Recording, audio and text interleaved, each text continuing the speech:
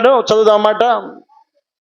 ఆయన వెళ్ళుచుండగా తమ బట్టలు దారి పొడవున పరిచిరి. ఒలీవల కొండ నుండి దిగుచోటికి ఆయన సమీపించుచున్నప్పుడు శిష్యుల సమూహమంతయు సంతోషించుచు, ప్రభు పేరట వచ్చు రాజు స్తుతింపబడునుగాక, పరలోకమందు సమాధానమును, సర్వోన్నతమైన స్థలములలో మహిమయు ఉండునుగాక అని తాము చూసిన అద్భుతములన్నిటిని గూర్చి మహాశబ్దముతో దేవునికి స్తోత్రము చేయసాగిరి. ఏం చేస్తున్నారు? గాడిదనెక్కాడు, ఎక్కిన ఆయన స్తుతింపబడుతూ, వారి చేత గణపరచబడుతూ, ఆ బట్టల మీద ఆ గాడిద ప్రయాణం చేస్తూ ఉంది. ఆ గాడిద మీద యేసుక్రీస్తు ప్రభుల వారు ఉన్నారు. పక్కన ఉన్నటువంటి శిష్యులందరూ కూడా ఆయనను మహిమపరుస్తూ ఉన్నారు, ఆయన గణపరుస్తూ ఉన్నారు, ఆయన నామాన్ని గొప్ప చేస్తూ ఉన్నారు. ఏమని మాట్లాడుతున్నారు అక్కడ? ప్రభు పేరట వచ్చు రాజు స్తుతింపబడునుగాక. ఆయనకు రాజు అని పిలుస్తూ ఉన్నారు. పరలోకమందు సమాధానమును, సర్వోన్నతమైనటువంటి స్థలములలో మహిమయు ఉండునుగాక అని తాము చూచిన అద్భుతములన్నింటిని గురించి దేవునికి స్తోత్రం చెల్లిస్తూ ఉన్నారు, దేవుని మహిమపరుస్తూ ఉన్నారు. ఈయన రాజుని చాటి చెప్తా ఉన్నారు. ఆయన ప్రయాణమును చూస్తూ ఉన్నప్పుడు ఆయన కూర్చుంది గాడిద మీద అయినప్పటికీ ఆయన ఉన్నాడు కనుక ఆ గాడిదని గౌరవిస్తూ ఉన్నారు, ఆ గాడిదకి కూడా ఘనతనిస్తూ ఉన్నారు. ఆయనకి ఏ విలువనిస్తున్నారో ఆ గాడిదకి కూడా అదే విలువనిస్తూ ఉన్నారు. ఒకప్పుడు తృణీకరించబడినటువంటి గాడిద, ఒకప్పుడు త్రోసివేయబడినటువంటి గాడిద, ఒకప్పుడు ఊరి వెలుపల ఉన్నటువంటి గాడిద, ఒకప్పుడు కట్టబడి ఉన్నటువంటి గాడిద ఇప్పుడు స్వేచ్ఛగా ప్రయాణిస్తూ ఉంది, సంతోషముగా ప్రయాణిస్తూ ఉంది. ఘనత దేవునికి ఇచ్చిన వారు ఆ గాడిదకు కూడా ఇస్తూ ఉన్నారు. ఆయన గాడిద మీద కూర్చుంటే ఆ గాడిద నడుస్తున్నంత ప్రయాణం అంతా కూడా బట్టలు పరుస్తూనే ఉన్నారు. ఎంత విలువ పెరిగింది, ఎంత స్థాయి పెరిగింది, ఎంత స్థానాన్ని దేవుడిచ్చాడు, ఎంత అవకాశాన్ని దేవుడిచ్చాడు, ఎంత అర్హతను దేవుడిచ్చాడు. ఎదుగో కట్టబడి ఉన్నటువంటి గాడిదకు స్వేచ్ఛనిచ్చిన వాడు దేవుడయ్యా. ఆయన్ని మోస్తుంది గనుక గౌరవించబడతా ఉంది. ఆ గాడిద మీద ఆయన ఉన్నాడు గనుక ఘనపరచబడతా ఉంది. అంత మాత్రమే కాకుండా ఆయన ఘనపరుస్తున్నటువంటి వ్యక్తులందరూ కూడా ఆయన మహిమపరుస్తున్నారు. ఆయన అద్భుత కార్యములను గురించి అని రాయబడింది అక్కడ. ఆయన ఏ మేలులు చేశాడో, ఆయన బ్రతికుండగా, ఆయన సంచరిస్తూ ఉండగా ఆ 33.5 సంవత్సరాల కాలంలో ఆయన చేసినటువంటి దేవుడి కొరకైనటువంటి ఆ ప్రయాణములో అద్భుతాలు చేశాడు, ఆశ్చర్యకార్యాలు చేశాడు, మేలులు చేశాడు, ఉపకారాలు చేశాడు. ఏవైతే వారి కళ్ళతో చూసి ఉన్నారో వాటి అన్నిటిని బట్టి ఆయన ఘనపరుస్తూ ఉన్నారు, ఆయన నామాన్ని గొప్ప చేస్తూ ఉన్నారు, ఆయన నామాన్ని మహిమపరుస్తూ ఉన్నారు. ప్రజలందరూ మహిమపరుస్తున్నారు. ఘనపరచబడుతూ ఉన్నటువంటి సమయం అది. యేసుక్రీస్తు ప్రభుల వారు హెచ్చిస్తూ ఉన్నటువంటి సమయం అది. ఆయన రాజు అని ప్రకటింపబడుతూ ఉన్నాడు. పిలాతు దగ్గరికి యేసుక్రీస్తు ప్రభుల వారు దోషిగా ఆయన అక్కడ నిలవబడినప్పుడు, నువ్వు యూదుల రాజు అంట కదా అని అన్నప్పుడు ఆయన ఏమంటాడు? నీవు అన్నట్టే అని అంటే. రాజు అనేటువంటి మాట ఆయన యొక్క అధికారానికి గుర్తుగా కనబడతా ఉంది. ఇంతటి అధికారము కలిగినటువంటి ఈ దేవుడు ప్రజల చేత మహిమపరచబడతా ఉన్నాడు, ఘనపరచబడతా ఉన్నాడు. వారందరూ కూడా ఆయన గురించి గొప్ప చేస్తూ ఉన్నారు. వారు అంటున్నారు, తాము చూచిన అద్భుతములన్నిటిని గురించి మహాశబ్దముతో దేవునికి స్తోత్రము చేయసాగిరి. దేవా, నీవు ఆశ్చర్యకరుడివి, అద్భుతకరుడివి, నువ్వు ఎన్నో కార్యాలు చేశావు, ఎన్నో అద్భుతాలు చేశావు అని ఎరిగినటువంటి వారందరూ కూడా ఆయన చేసిన మేలుని జ్ఞాపకం చేసుకుంటూ ఘనపరుస్తూ ఉన్నటువంటి సమయం అది. ఆ సమూహములో ఉన్న కొందరు పరిసయ్యులు, బోధకుడా నీ శిష్యులను గద్దింపమని. చూసారా, ఆయన కనపరుస్తుంటే కొందరు ఓర్చుకోలేకపోతున్నారు. ఆయన మహిమపరచడం వారికి ఇష్టంగా కనబడలేకపోతా ఉంది. వారితో కలిసి ఏకీభవించలేకపోతున్నారు. వారితో కలిసి ఆయన్ని మహిమపరచలేకపోతున్నారు. శిష్యులేమో ఆయన అద్భుత ఆశ్చర్య కార్యాల గురించి వివరిస్తూ కనపరుస్తూ ఉంటే, పక్కన ఉన్నటువంటి వ్యక్తులు కొందరు ఏమంటున్నారు? అయ్యా నీ శిష్యుని కాస్త కంట్రోల్లో పెట్టు. ఆయన వారిని చూచి, మీరు ఊరకుండిన ఎడల ఈ రాళ్ళు కేకలు వేయున. నేను ఎంత అద్భుతంగా మాట్లాడాడు. ఒకవేళ మనుషులను కట్టడి చేస్తావేమో, వారి అరుపులను కట్టడి చేస్తావేమో, వారు దేవుణ్ణి మహిమపరచడం ఒకవేళ నీకు ఇష్టం లేకపోవచ్చేమో, ఒకవేళ వారి నోరులో అయితే నువ్వు ముగించగలవు, కానీ ఈ రాళ్ళు కేకలేస్తాయని అంటున్నాడు. దేనికి మహిమ కలుగును గాక. హల్లెలూయా. ఆకాశము దేవుని మహిమపరుస్తూ ఉంది, భూమి దేవుణ్ణి మహిమపరుస్తూ ఉంది, జంతువులు దేవుని మహిమపరుస్తూ ఉన్నాయి, దేవుని దూతలు దేవుణ్ణి మహిమపరుస్తూ ఉన్నాయి అని బైబిల్లో రాయబడినటువంటి మాటలు మనం అక్కడక్కడ చూస్తూ ఉంటాం. దేవుడు అంటున్నాడు, ఒకవేళ అవి మహిమ పరిచినా పరచకపోయినా ఈ రాళ్ళు కూడా, వీటికి మాటలు లేవని అనుకుంటున్నావేమో, ఈ రాళ్ళు కూడా మహిమపరచగలిగినటువంటి శక్తి కలిగినటువంటివి అని అంటున్నాడు. దీని స్తోత్రం చెల్లిద్దాం. హల్లెలూయా. అక్కడ ఎవరైతే ఓర్చుకోలేని వారు ఉన్నారో, ఆ ఓర్చుకోలేనటువంటి వారికి ఆయన ఇస్తున్నటువంటి ధీటైన సమాధానం, వారు అరవడం వల్ల నీకు అభ్యంతరంగా ఉందేమో, ఇదిగో వారు ఒకవేళ వారి నోర్లు ముయించినప్పటికీ ఈ రాళ్ళు కేకలేస్తాయని అంటున్నాడు.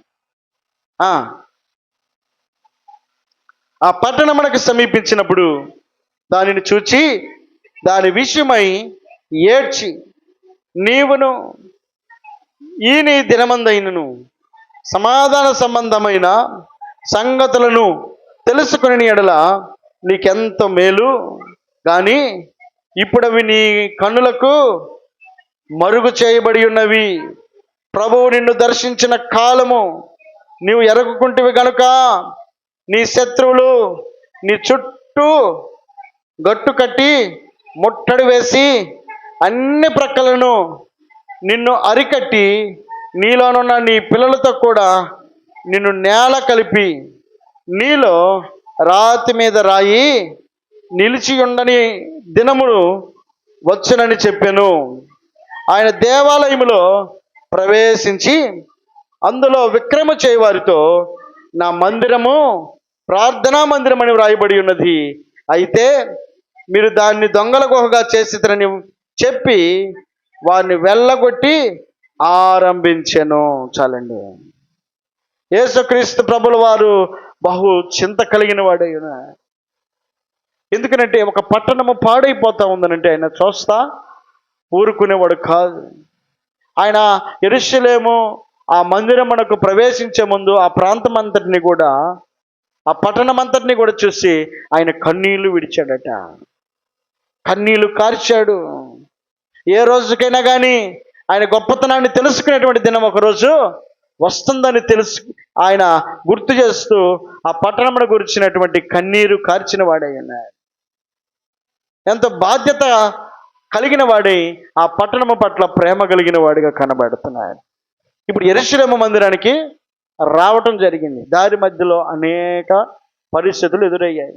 అన్ని పరిస్థితులను దాటుకొని మొత్తానికి యెరూషలేము మందిరానికి వచ్చాడు. మందిరంలోకి వచ్చిన తర్వాత పరిస్థితులన్నింటినీ గమనిస్తూ ఉంటే ఆ పరిస్థితులు ఏవి కూడా ఆయనను ఆకర్షించలేకపోయాయి. ఆయన్ని ఆనందం పడేటట్లుగా ఆ కార్యాలు కనబడడం లేదు. అక్కడ ఆయన ఎంతో ఆనందంగా వచ్చాడు, దారి మధ్యలో సంతోషంతో వచ్చాడు, ఆనందంతో వచ్చాడు. ఆ ఆనందం అంతా కూడా నిర్వీర్యపరుస్తున్నాయి అక్కడున్న పరిస్థితులు, కార్యాలు. ఏమంటాడు అక్కడ? ఆయన దేవాలయమునకు ప్రవేశించినప్పుడు అందులో విక్రయము చేయువారితో నా మందిరము ప్రార్థనా మందిరము అని వ్రాయబడి ఉన్నది. చాలండి. ఆయన దేవాలయంలో ప్రవేశించి అందులో విక్రయము చేయువారితో, అంటే వ్యాపార స్థలంగా మార్చేశారు అక్కడ ఆ స్థలాన్ని. అది పరిశుద్ధ స్థలం, ప్రార్థనా స్థలం, దేవుని మాటలు వినబడే స్థలం. దేవుడు నివసించే స్థలాన్ని అక్కడ ఉన్నటువంటి ప్రజలు వారి స్వార్థం కోసం, వారి ఆనందం కోసం, లేదా వారి యొక్క అక్కర కోసం, వారి అవసరత కోసం ఆ మందిరమును, ఆ మందిర స్థలాన్ని వ్యాపార స్థలంగా మార్చారు. దేవునికి అయిష్టమైనటువంటి స్థలంగా మార్చారు. అక్కడ క్రయ విక్రయాలు జరుగుతూ ఉన్నాయి, అమ్మకాలు కొనుగోళ్లు జరుగుతూ ఉన్నాయి. ఆ వ్యాపార స్థలముగా చూసినటువంటి ఆ దేవుడు ఆ పరిశుద్ధమైనటువంటి ఆ మందిరాన్ని అపవిత్రంగా కనబడుతూ ఉన్నట్టుగా ఆయన హృదయం చెల్లించిపోయింది. ఆయన కోపముతోటి ఆ పరిస్థితులన్నింటినీ కూడా చక్కబెట్టాలని ఆయన అక్కడ ఆ పరిస్థితులను బట్టి ఆయన మాట్లాడుతున్నాడు. ఏమన్నాడు? నా మందిరము ప్రార్థనా మందిరం. ఇది క్రయ విక్రయాలకు స్థలం కాదు, మన ఇష్టాలు నెరవేర్చుకోవడానికి స్థలం కాదు, మన సంతోషానికి ఉపయోగించుకునేటువంటి స్థలం కాదు. కాబట్టి ఈ స్థలము దేవుని స్థలము, దేవుని మందిరము, దేవుడు నివసించే స్థలము కనుక ఇది ప్రార్థనా మందిరమే కానీ, ఇది ప్రార్థన జరిగే స్థలమే కానీ ఈ క్రయ విక్రయాలకు ఇది అవకాశము లేదు అని ఆలోచనతో ఆయన ఒకలాంటి బాధ అక్కడ వెళ్ళబరుస్తూ ఉన్నాడు. నా మందిరము ప్రార్థనా మందిరం అని వ్రాయబడి ఉన్నది కదా. తెలీదా అక్కడ ఏం చేయాలో, అక్కడ ఎలా ఉండాలో, ఆ మందిరంలో ఎలా ప్రవర్తించాలో? మన ఇష్టాన్ని నెరవేర్చుకోవడానికి ఇది స్థలం కాదు కదా. దేవుని మందిరం అని అంటే దేవుని ఇష్టాన్ని నెరవేర్చే స్థలం ఇది. దేవుని ఇష్టాన్ని నెరవేర్చేటువంటి సమయము ఈ స్థలం ఉంది అన్న విషయాన్ని అక్కడ ఉన్నటువంటి ప్రజలు గమనించలేకపోతే ఆయన కోపోద్రేకుడై మాట్లాడుతున్నాడు. ఏమని మాట్లాడుతున్నాడు? అయితే మీరు దానిని దొంగలకోగా చేసిరని చెప్పి వారిని వెళ్ళగొట్టనారంభించాను. చాలండి. ఏం చేశాడు ఆయన? వెళ్ళగొట్టడం ప్రారంభించాడట. ఆయనకి చేర్చుకోవడం తెలుసు, రెండోది వెళ్ళగొట్టడం కూడా తెలుసు. ఆదాము హవ్వ అనబడేటువంటి వారు దేవుని చేత ప్రేమించబడ్డాడు, ఆయన స్వరూపంలో సృష్టించబడ్డారు. ఆయన స్వరూపాన్ని వారికి కలుగు చేశాడంటే వారి పట్ల ప్రేమ లేకుండా ఎలాగుంటుంది? సమస్తమైన వాటి మీద అధికారాన్ని ఇచ్చాడు. మీరు ఈ పండ్లన్నీ కూడా తినండి, ఈ ఒక్క పండు మాత్రం తినద్దు. సమస్తము అన్నిటి మీద అధికారం ఇచ్చాడు. ఇప్పుడు అధికారము కలిగినటువంటి వీరు ఆ అధికారాన్ని సద్వినియోగపరచుకోవాల్సిన వారై ఉండగా వారు చేస్తున్న పని ఏంటి? వారి ఇష్టం కోసం, వారికి నచ్చినటువంటి ఆలోచన అక్కడ నెరవేరుస్తూ ఉన్నారు. ఎవరో చెప్పారు, అది దుష్టుని మాటో దేవుని మాటో గ్రహింపు లేకుండా దేవుని ఇష్టాన్ని నెరవేర్చాల్సినటువంటి వారు దేవునికి కష్టాన్ని కలిగించేటువంటి పనికి వారు పూనుకున్నారు. ఆ పనిని చేయడానికి వారు ప్రారంభించారు. దేవుడిచ్చిన అధికారమును వారు దుర్వినియోగపరుచుకుంటున్నారు. వారికి తెలియకుండానే వారి నష్టాన్ని వారు కొనుక్కొచ్చుకుంటూ ఉన్నారు. ఆయన చెప్పిన మాట ఆజ్ఞ అతిక్రమమే పాపము.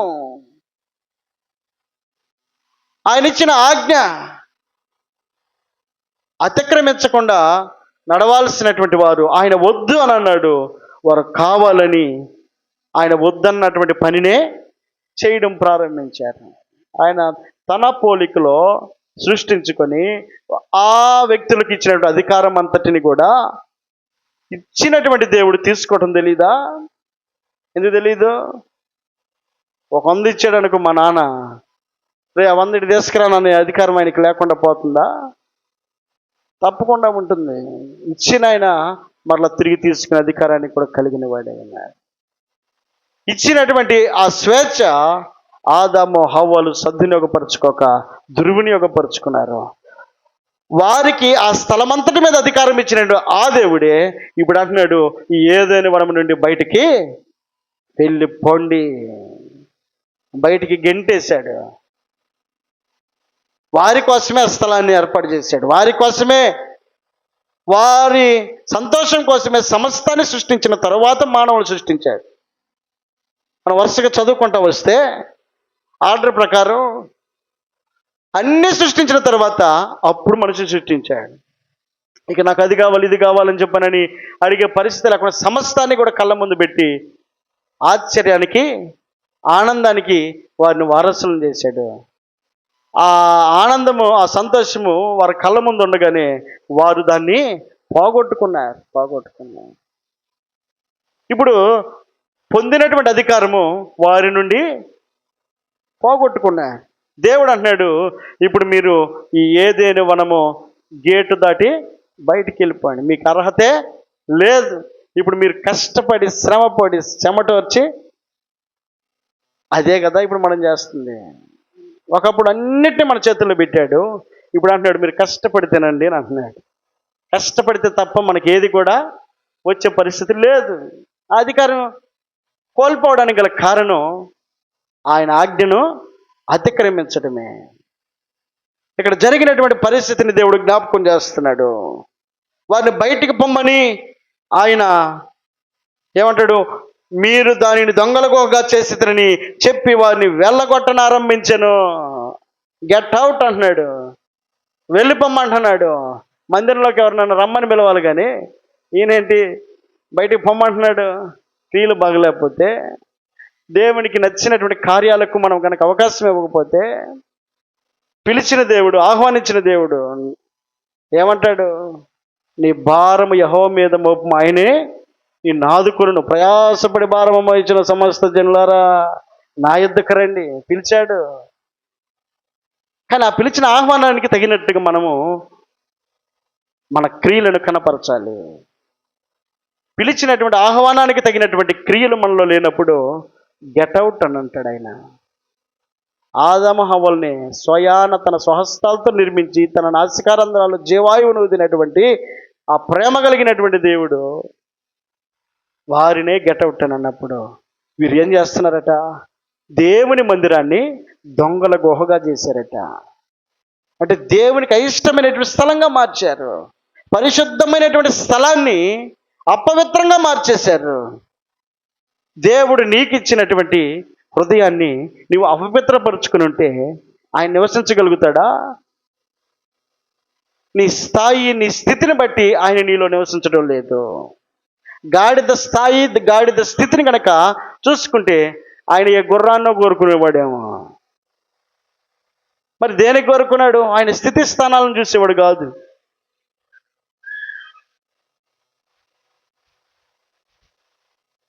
ఆయన ఎలాంటివన్నీ పెంట కుప్పల మీద ఉన్న వారిని పైకి లేవనెత్తేది దేవుడే. దీనులను, దరిద్రులను లేవనెత్తేవాడై ఉన్నాడు.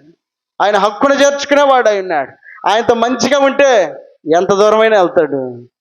ఆయనతో ఒకసారి తేడా వస్తే ఆయన దేనికైనా తెగిస్తాడు. కాబట్టి దేవుడు జ్ఞాపకం చేస్తున్నటువంటి మాట, దేవుడు నీకు ఇచ్చిన స్థానం ఎలాంటిది? కట్టబడి ఉన్న స్థానంలో నుండి విడిపించి నీలో నివసించి నీకంటూ ఒక స్థానాన్ని ఇచ్చి, నీకంటూ ఒక అర్హతనిచ్చి, నీకంటూ దేవుని మందిరంలో ఒక స్థానాన్ని దేవుడు కల్పిస్తే, ఆ స్థానంలో నిలిచిన నీవు, నీ హృదయము, నీ స్థానము నువ్వు గుర్తించి దేవునికి తగినట్టుగా మలుచుకోగలుగుతా ఉన్నావా? ఆయన వస్తాడు ఒకరోజు, పరిశీలన చేస్తాడు ఒకరోజు. పరిశీలన చేసిన సమయాన ప్రజలందరూ కూడా అక్కడ వారి యొక్క పరిస్థితులను చూసినప్పుడు ఆయన వారిని ఏమని పిలుస్తున్నాడు?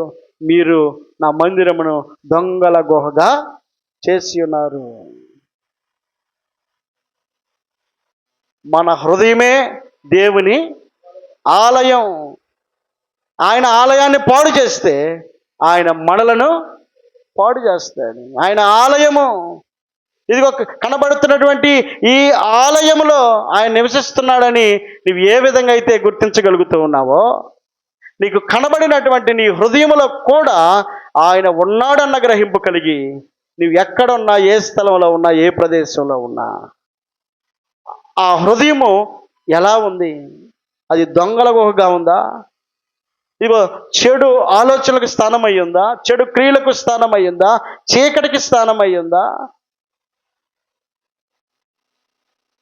దేవుడు ఎన్నుకున్నటువంటి స్థానం ఏంటి? దేవుడు కోరుకున్నటువంటి స్థితి ఏంటి? నువ్వు ఏ స్థితిని చూసి దేవుడు నిన్ను కోరుకున్నాడు? ఏ స్థానాన్ని బట్టి దేవుడు నిన్ను కోరుకున్నాడు? నీ ఎత్తును చూసో, నీ లావును చూసో, నీ పొడుగును చూసో, నీ యొక్క అందాన్ని చూసో ఆయన కోరుకోలేదు. అలా కోరుకునేటువంటి వాడైతే కట్టబడి ఉన్నటువంటి గాడిదను ఆయన కోరుకునేవాడు కాదు. అర్హత లేని అయోగ్యమైనటువంటి ఆ గాడిద గణపరచబడ్డానికి ఆయన కూర్చుని ప్రయాణించడమే కారణమైంది. ఈరోజు నీవు నేను పరిశుద్ధులమని పిలువబడుతున్నామనంటే ఆ అర్హతనిచ్చింది ఎవరు? అవకాశాన్ని ఇచ్చింది ఎవరు? ఆ స్థానంలో నీకు నాకు మనందరికీ కూడా ఆ విలువనిచ్చింది ఎవరు? ఆ విలువకు తగినటువంటి ప్రయాణమును నీవు కొనసాగించాలి. ఆయన చూచినప్పుడు, ఆయన పరిశీలన చేసినప్పుడు బయటికి పొమ్మనే స్థానంలో నీ స్థానము ఉండకూడదని దేవుడు జ్ఞాపకం చేస్తున్నాడు. దేవునికి మహిమ కలుగునగాక. హల్లెలూయా. కనుక ఈ యెరూషలేము ప్రయాణంలో ఆయన వచ్చి ఆ ప్రయాణంలో వస్తూనే గాడిదను కోరుకున్నాడు. ఆ వస్తూనే ఆయన అనేకుల చేత మహిమపరచబడతా ఉన్నాడు. ఆ వస్తూనే యెరూషలేములోకి ప్రవేశించినటువంటి ఆయన ప్రక్షాళన చేస్తూ ఉన్నాడు. ఈ మధ్యాహ్న కాల సమయంలో ఏది దేవునికి అయిష్టమయ్యిందో, ఏది దేవునికి నచ్చని కార్యమయ్యిందో దానిని విడిచిపెట్టగలిగితే, దాన్ని వదులుకోగలిగితే, దాన్ని నువ్వు గనక దూరముగా పెట్టగలిగితే తప్పక ఆయన నిన్ను బట్టి సంతోషించుటకు ఇష్టపడేవాడన్నాడు. ఈ స్థలములో, ఈ సమయంలో దేవుడు మనకిచ్చినటువంటి అవకాశమును నీవు నేను గ్రహించిన వారమై దేవుడు ఏ విధము చేత నిన్ను బలపరచాలని కోరుకున్నాడో దానికి తగినటువంటి క్రియలను నువ్వు కనపరిచి ఆయనకు సాక్షివై ఉందువుగాక. ఈ మాటలు దేవుడు దీవించునుగాక.